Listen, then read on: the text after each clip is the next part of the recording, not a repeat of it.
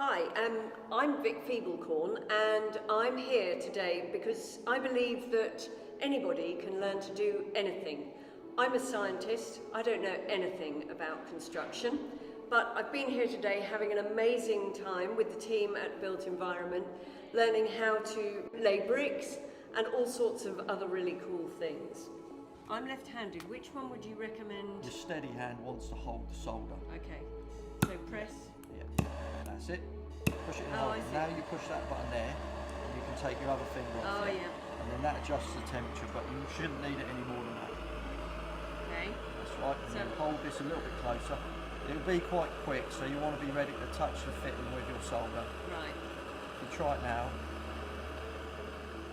You can see from the wall behind me, there's an amazing array of activities involved in construction and therefore jobs.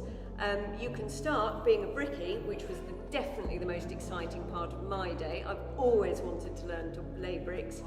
But you can go right through to quantity surveying and engineering.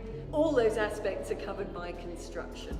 This environment is alien to me, but everyone here is so welcoming and so forthcoming with advice and understanding of the foibles of being a scientist in a construction environment. It's been great. It's really been amazing.